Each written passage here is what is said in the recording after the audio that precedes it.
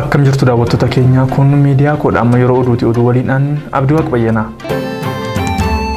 Humni waraana mootummaa naannoo Oromiyaa iddoo garaa garaatti uummata irratti dhukaasuun lubbuun nama hedduu darbee jira. Akka gabaasni Addis Istaandard namoota naannoo taatee sanaa jiraatan dubbisee gabaasetti mootummaan naannolee Arsii, Shaashamannee fi Gada Basaasaa, Baalee Roobee, Ginniir, Asaboot, Galamsoo, Ciroo, Hirnaa, Awwadaay, Haramayaa fi Kombolchaa keessatti namoonni ajjeefamuun mirkanaa'e. Haramayaatti namoonni 12 rasaasaan rukutamanii hospitaala kan galan yoo ta'u, 2 immoo du'aniiru. Walumaa galatti reebichaa fi rasaasaan namoonni 26 madaa'uu kan himan Dr. Ibsaa Muusaa, Daayirekteera Hospitaala Hiwoot Faanaati.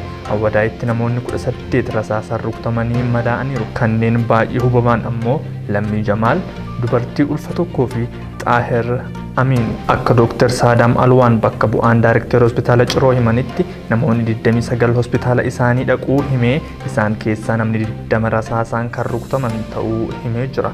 Dirree Dawaatti immoo namoonni 5 rasaasa mootummaatti rukutamanii du'aniiru. Gada Basaasaatti imaamnii fi haati manaa isaanii daa'ima ji'a 3 hoosiftu mana jireenya isaanii keessatti ajjeefamaniiru. Shaashamanneetti namoonni 3 rasaasaan rukutamanii du'aniiru. Isaan keessaa barsiisaan mana barumsaa sadarkaa tokkoffaa Kuyyeeraa isa tokko. Akkasumas namni lubbuun darban kan maqaan isaanii marsaa hawaasummaa irraa argame 100 ol akka ta'e mul'isa. Abukaattonni Jawaar Muhammad faa mana hidhaatti Jawaariin ammas dubbisuu akka hin dandeenye himan. Akkuma beekamu torbanitti guyyaa 3 wiixata roobii fi jimaata qofa abukaattonni Jawaar Muhammad faa bakka hidhamanitti dhaqanii arguu akka danda'an walii galamee ture. Haa ta'u malee sababa kaameeraatiin icciitiidhaan mari'achuu hin dandeenye jedhu. Akka lakkoofsa Itoophiyaatti beellama gaafa 11/12/2012 tureen kaameeraan buqqifamee icciitiin akka haasa'an ajajamee ture. Ta'ullee kaleessa jechuun roobii ganama kaameeraan achuma ture. Sa'a booda ammoo kaamericha kaasanii daqiiqaa muraasaaf qofa abukaatoon tokko qofti Jawaar argatee har'a ganama akka dubbisuu danda'an qaama to'atuun abukaatotatti himamee ture. Haa ta'u malee har'a ganama abukaatoti 5 sagantaa malee dhuftanii jedhamanii dhorkamuun deebifamanii jiru. Gama biraatiin Jawaar hamma ammaattis yaalaa hin arganne. Nyaata ganama geeffamee fi tures didee deebisee jira. Beellamni mana murtii sadarkaa jalqabaa federaalaa dhaddacha ridataa akka lakkoofsa Itoophiyaatti har'a jechuun 14/12/2012 sa'a 7 walakkaatti yoo ta'u ragaa qorannoo duraaf beellamuun isaas ni yaadatama. Abbootiin seeraa Oromiyaa iddoo adda addaatti adeemsa seeraa malee hidhamuun isaanii gaaffii kaase. Naannoo Oromiyaa iddoo adda addaatti abbootiin seeraa mirga hidhamuu fi himatamuu dhabuu osoo qabanii hidhamuun isaanii gaaffii kaase. Godina Shawaa Bahaa fi Shawaa Lixaatti abbootiin seeraa adeemsa seeraa osoo hin hordofiin poolisiin qabamanii hidhamuu akkasumas reebichi irratti raawwachuu ogeeyyiin seeraa inni dubbatu. Dhimmi abbootii seeraa kan isa ilaallatu manni murtii waliigala Oromiyaa rakkoon kun bakkeewwan Oromiyaa adda addaatti mudachuu isaa mirkaneessuun furuuf hojjechaa akka jiru himeera. Seerri manneen murtii caffee Oromiyaan bahe abbootii seeraaf mirga addaa kenna.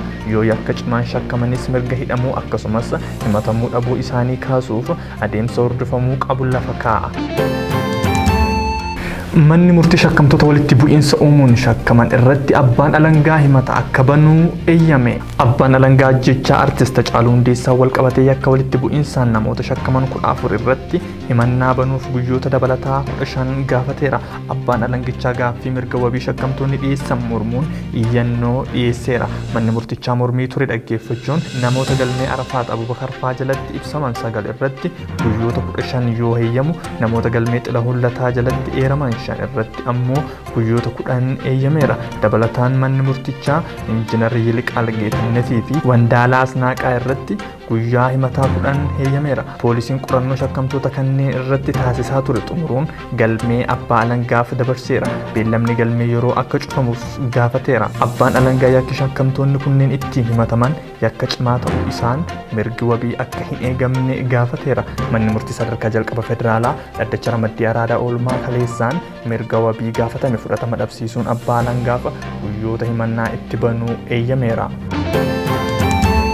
Itoophiyaatti lakkoofsi namoota dhibee COVID-19 qabamanii 34,000 qaqqabee jira. Itoophiyaan sa'aatii 24 darban keessatti namoota 21,326 qorannoo taasiftee namoota 1,336 irratti dhibeen kun argameera. Gama biraatiin immoo namoonni 28 lubbuudhaan darbanii jiru.